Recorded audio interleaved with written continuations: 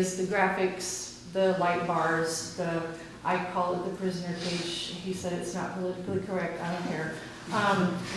All the parts that go into the new vehicle. So that is what our change came about. We are leaving the $17,000 that we have planned to purchase the simulator for officer training, but because you have referred to it so many times, we don't know what the future holds. We're going to hold on to that money as long as we can to see what happens with taxes and COVID and how much revenue we generate. So, did I answer your question in 5 minutes or less? Absolutely. All right. Did good. All right, wait, before you leave, does anyone have any questions? No, all right, okay, cool. All right, so with this, I will entertain a motion for the amendment for the 2020-2021 crime control and prevention district. Mayor, I make a motion that we accept the amendment for the crime control and prevention district fiscal year 2021 budget. We have a motion by Councilmember Apodaca, seconded by Councilmember Grant to accept the amendment for the 2020-2021 crime control and prevention district fiscal year. Is there any further discussion? Will our city secretary please call roll? Councilmember Apodaca, Yes. Mayor Pro Tem Aldrich, Yes. Councilmember Martin, Yes. Councilmember Hernandez, Yes. Councilmember Grant, Yes. Mayor Pierce. Yes. Right, so that has been approved. Thank you for speaking this morning. I just want to point out that there are 4 board members here tonight. Yes. I think it's the highest number we've had. I was just getting ready to ask Chief if he wanted to introduce them. Or you can too, if you like. Sure. Can introduce And them. I don't have my mask on, I'm sorry. Oh. I Well, got you're- fresh you're air and I at was least like, 6 feet away. sorry. Patricia Mann, you know Mr. Shaw. My husband's hiding around the corner. He was on the front board before I was, so that's all 4 of us. Great. All right? Thank you. Thank you. Good night, Steph. Have a great year. Good night.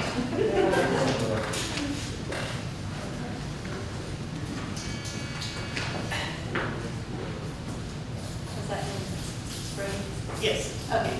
All right, so we will move to item I, discussion and possible action on professional services agreement and proposal for AWIA risk and resiliency assessment and emergency response plan from gibler Engineering. And Abraham. Linda patiently waited. Yes. Did he have a choice? No.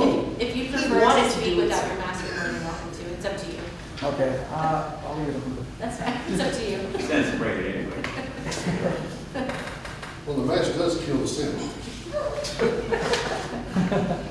Apparently not. You can smell it. I know.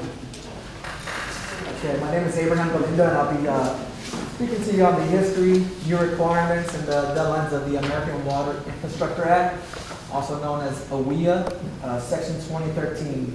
Before AWIA, we had the Bioterrorism Act of 2002 that added Section 1433 to the Safe Drinking Water Act, which required water systems to assess vulnerabilities to terrorist and intentional acts. Based on the assessment, the utilities would prepare emergency response plans, or ERPs. The Bioterrorism Act did not require water systems to periodically update the risk assessments or ERPs. It was only a one-time requirement. These assessments are over 10 years old. So AWIA is basically replacing the Bioterrorism Act of 2002, which amends Section 1433 of the Safe Drinking Water Act to not only require an initial risk assessment and ERP, but also require them to recertify every 5 years. It also has expanded the risk types assessed in public water assessments to include both natural hazards and malevolent acts. And this applies to any clean community water system with a population of 3,300 or more, and they're required to comply with the new requirements of the AWIA Section 2013. Please note this only applies to the drinking water utilities, and the EPA is the primary agency responsible for enforcing these requirements. There are two big changes. The first one is risk and resiliency requirements. What builds resiliency? This slide has all the framework that's required to comply with the requirements and the guidelines of WIA Section 2013. Community water systems are required to evaluate the resiliency. The current physical infrastructure and management practices, including financial capacity to be able to respond to these risks. So we need to start by assessing the risk, and to prepare for emergencies, we need to understand the threats and vulnerabilities. Next, we will prepare a plan for the emergencies, which involves updating ERP, which is also included by the American Water Infrastructure Act. That's the second big requirement. The emergency response plan, ERP, the city will be required to prepare or revise an ERP that incorporates the findings of the risk assessment and include the following information. The ERP will basically describe the utility strategies, resources, plans, and procedures to prepare for and respond to incidents, whether natural or man-made, that threatens life, the water systems, or the environment. Incidents can range from small main breaks to large-scale incidents such as tornadoes or system contamination, among other examples. It's important to have a well-developed emergency response plan. That way you're able to respond to and activate the procedures and protocols described in the emergency response plans. So so people know exactly what to do in case of an incident.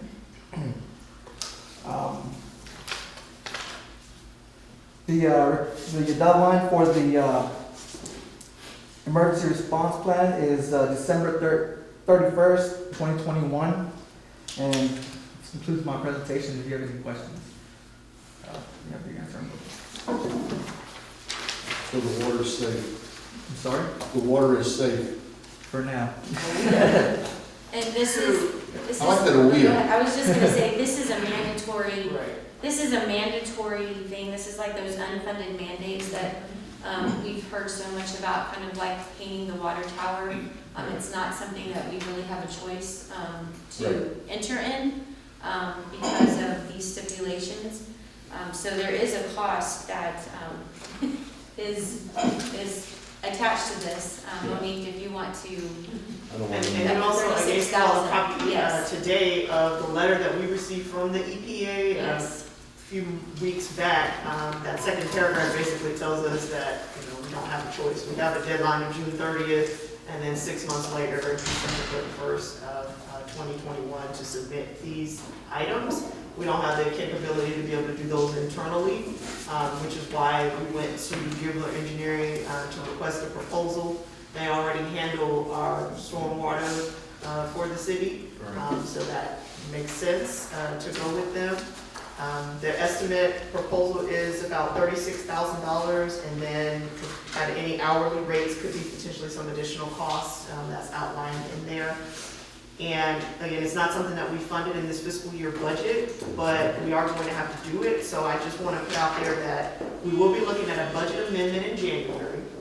And depending on all of the other things that are happening in water, because we've had a lot of water main breaks and sewer issues lately, that we've spent quite a bit of money on repairs just to stay caught up. We did budget $45,000 for a drainage assessment this year.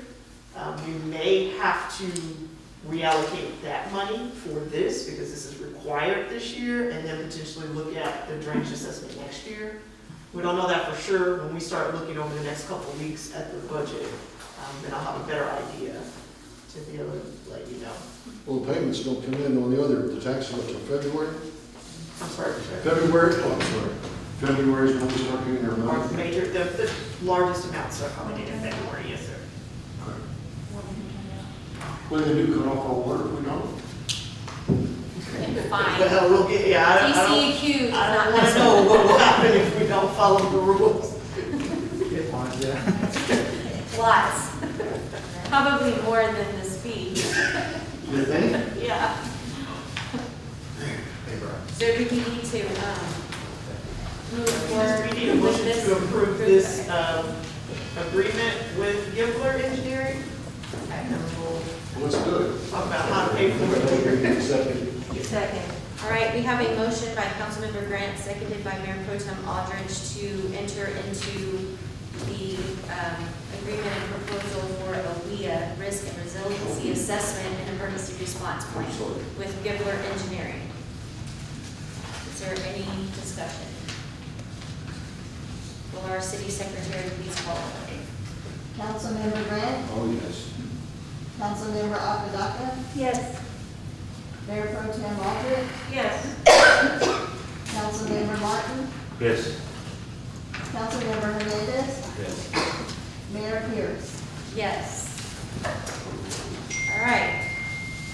So will we be getting next steps? Sorry. Yes. Okay. Thank you, Adrian, for being here. As always, thank you.